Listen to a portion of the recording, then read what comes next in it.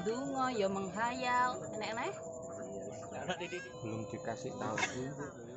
Kayak Iman. Pas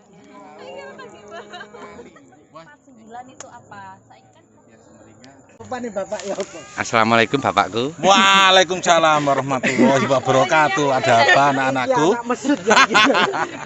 Ini katanya nggak boleh disuruh hutang, tapi kok bapak saya hutang, ini gimana? Kalau ini bukan hutang, ya lain kalau hutang yang kebanyakan orang. Iya. Di sini kan bersatu untuk hutang. Kalau bersatu hutang kan mumetnya kan banyak orang, Oh, orang iya. mumet sendirian kayak kamu. Iya.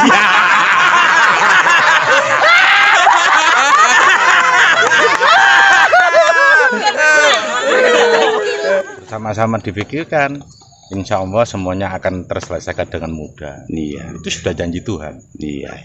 Terus menurut bapak saya ini rasanya gimana kalau ditagih hutang sama kaji-kaji yang punya larian ini? Oh begitu, Iya. asik aja. Asik.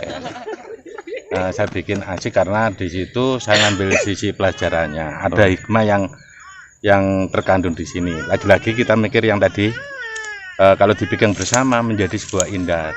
Saya menganggap kaji ini alatnya Tuhan untuk mempersatukan kita, sehingga kekuatan itu akan bisa di blow up, ya, menjadi memancar. Dan ini bukan kekuatan sedih, tapi akhirnya kita dikumpulkan sama Tuhan, kekuatan iman dari per individu menjadi satu, maka ini harapannya bisa menyinari alam semesta. Oh iya. Lho jawabannya Os. Bu, kok koyo anu. biasa. Sapa pelakone hutang sapa iki? Payan hidup hutang. Terus menurut bapak saya larian ini itu harusnya ada berapa lari untuk jamaah al-Ghaib? Ya kita menjadi orang yang qanaah dulu. Satu, dibikin bagaimana itu tanah ini hasil nanti tidak untuk dijual, jadi untuk kemandirian ekonomi. Kalau bisa melimpah ya coba kita berikan kepada orang-orang di sekitar kita yang membutuhkan. Jadi kedepannya nanti memang kalau bisa tempat ini menjadi senternya kesejahteraan umat. Saya maunya seperti itu, harapan kedepannya seperti itu. Dan dengan cara seperti ini kayaknya membuat ngajak orang untuk menjadi baik itu akan lebih mudah, karena orang melihat dari sisi prakteknya. Itu orang lain senang, saya ikut senang. Itu konsep itu. Kalau konsep versi Al-Quran sendiri, dan saya sepakati, ketika kita diberikan nikmat Tuhan, segera kamu ceritakan itu tidak hanya ngobrol, tapi dengan memberikan sesuatu yang bisa membuat orang lain bahagia. Itu namanya fakadis, kalau istilahnya yang ada di Al-Quran seperti itu. Prakteknya seperti itu, tidak hanya untuk diceritakan kepada orang, membuat orang lain iri. Itu.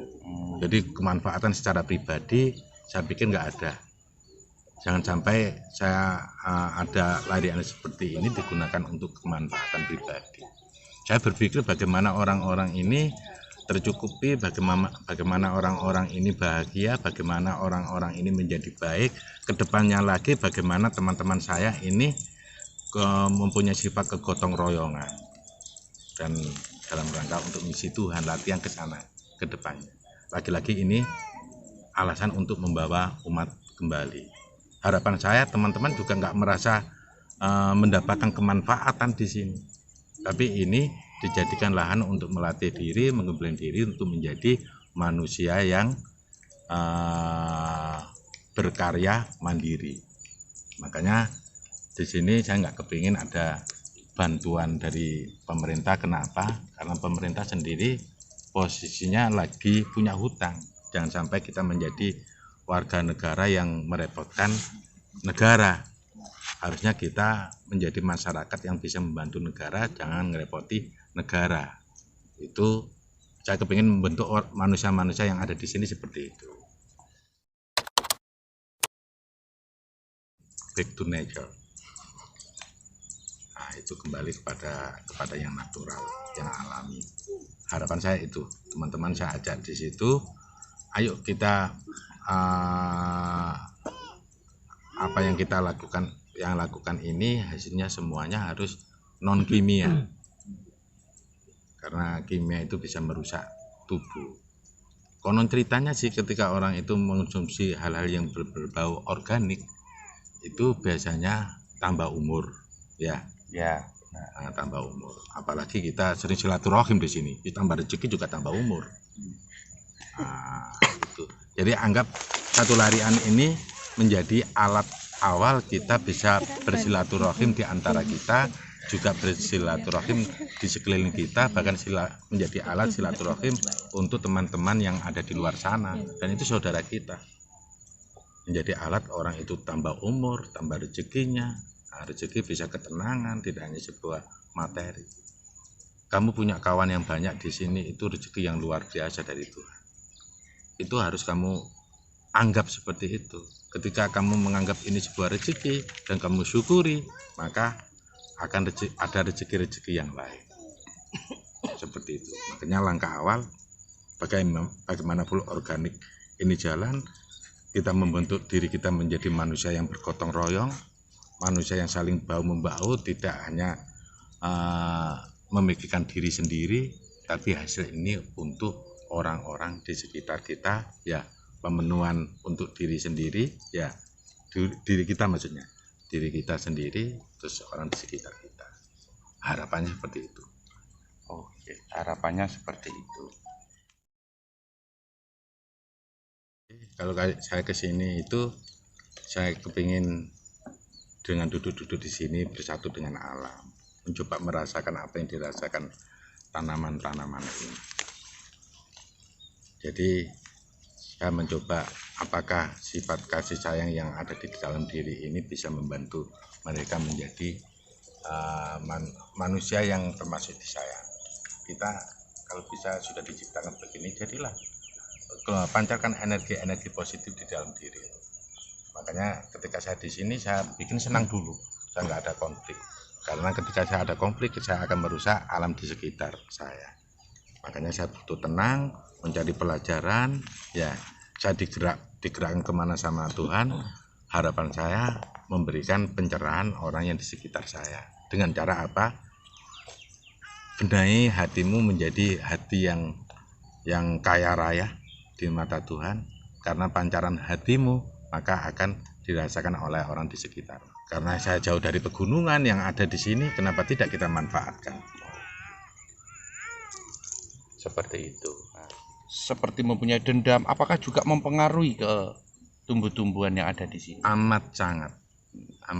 Itu bisa kamu buktikan. Coba kamu memelihara sesuatu, ketika kamu memelihara sesuatu dan kamu penuh dengan konflik, maka peliharaan itu akan menjadi tidak baik.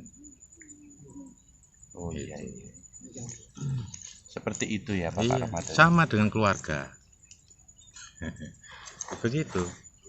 Ibaratnya kalau kamu kepingin rezekinya lancar, jauhkan dirimu yang konflik, menjadi orang yang penetral, menjadi alatnya Tuhan untuk pemecah masalah.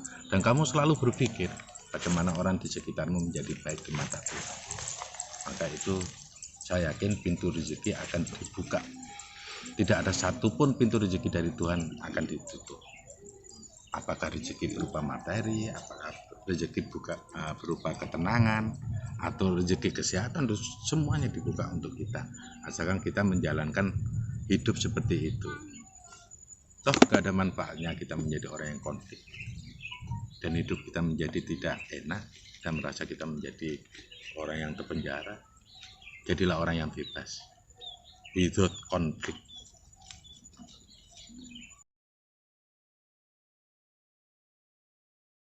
Sudah saya pikirkan satu saat, ini kan teplekan untuk sawah ini kan ya, kita berusaha gotong royong. Satu saat saya berpikir bagaimana masalah teman-teman yang punya hutang untuk diselesaikan dengan cara teplekan pula. Itu salah satu yang saya pikirkan nanti. Saya kepingin orang-orang di sini memang sudah urusan dunia bebas, tapi bukan berarti kita meninggalkan duniawi, tidak. Kita berada di bumi, ya naif sekali kalau kita mengatakan saya tidak mau dengan dunia. Oh, sementara kaki kita menginjak di bumi. Jadi bagaimana dunia ini kamu manage sedemikian rupa, dan itu tidak untuk kepentingan diri, tapi untuk kepentingan yang lain. Maka itu salah satu langkah awal untuk menuju gotong royong sejati adalah orang-orangnya terbebas dari tanggungan-tanggungan duniawi. Itu yang saya pikirkan juga. Saya kepingin nanti manusia menjadi manusia yang gotong royong sejati.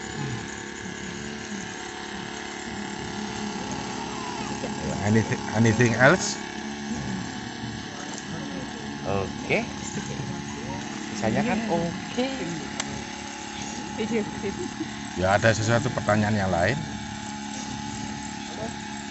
Oh, tinggal jawab. Seandainya aja. Ya. kita selalu memikirkan masalah orang lain, sedangkan kita pun banyak masalah, apakah masalah kita itu akan dipikirkan orang lain atau dipikirkan KL? Masalah orang lain nggak usah dipikirkan. Ya, kamu jangan terjebak dengan masalah orang lain. Cari jalan keluarnya. Memikirkan masalah piye, jangan. Aduh, aku gak tahu apa-apa, jangan. Mencari jalan keluarnya. Ya, manakala kamu menjadi manusia yang selalu mencari jalan keluar, yang jalan keluar itu nggak harus diselesaikan dengan diri kita, tapi bisa dengan orang lain. Calo penyelesaian masalah dari masalah teman. Calo. Satu contoh, misalkan ada teman kita yang belum makan, kamu nggak punya uang untuk orang itu, bagaimana jalan keluarnya? Saya punya teman yang dermawan, nggak isoan. Nah, itu berarti kamu menjadi calo penyelesaian masalah untuk teman kita. Ojo dipikir tok, ojo awakmu ndredeg, ojo awakmu nelongso. Ini mematikan kita untuk mendapatkan jalan keluar. Iya, jangan hanya mikir ini jalan keluarnya kemana. Kalau sudah buntu semuanya, ya buntu semuanya. Tuhan punya gudangnya penyelesaian masalah setiap ciptaan. Kita disuruh berusaha dulu, mentok lagi kepada Tuhan.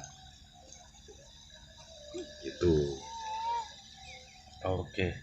Terus untuk selanjutnya, seandainya kita, bukan seandainya, ini pengalaman, mengasih solusi atau minta kita, selain meminta ke KL, jalan keluar untuk seorang teman, dan itu sering kali jalan keluar itu terselesaikan.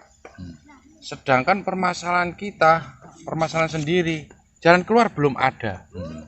Lupa pelajaran. Pelajarannya di mana? Masalahmu kasihkan kepada temanmu, ya. Kamu mikir masalah temanmu. Sebenarnya pelajaran ini simpel. Kalau dipraktekkan, insya Allah nggak ada masalah sedikit pun di diri kita. Asalkan jangan dibalik. Jadi pelajarannya mikir no konco nih, awakmu nggak tahu mikir no aku. Nah, itu salah terap. Seharusnya ya masing-masing orang menerapkan, saya selalu memikirkan masalah teman. Biarkan masalahmu dipikirkan oleh teman. Tapi di situ kamu tidak kepingin masalahku dipikirkan teman. Yang penting kamu sudah menyampaikan masalahmu ke teman yang lain. Apakah itu diselesaikan atau tidak, sampaikan aja dulu. Sampaikan. Ke forum nggak apa-apa. Apakah itu akan diselesaikan atau tidak urus. Yang penting kamu sudah mempraktekkan masalah teman, pikirkan masalah dirimu, kasihkan ke teman. Itu rumus yang luar biasa dalam kita bermasyarakat di sini. Saya yakin nggak ada masalah yang tidak dipecahkan. Itu. Ya minimal ketika kamu punya masalah, kamu sampaikan, ada teman yang ngasih ngasih teknik untuk dirimu bagaimana pintu rezeki dari Tuhanmu itu akan segera dibuka. Itu bisa kok. Cuma kadang-kadang kita itu harusnya sudah dapat rezeki, kita empet dewe, ya kita tahan rezeki dari Tuhan. Nah, seperti ya, terima kasih juga. Itu tadi orang yang sangat kebijakan ya. Ya, terima kasih. Assalamualaikum warahmatullahi wabarakatuh. Wis entek apa kene iku.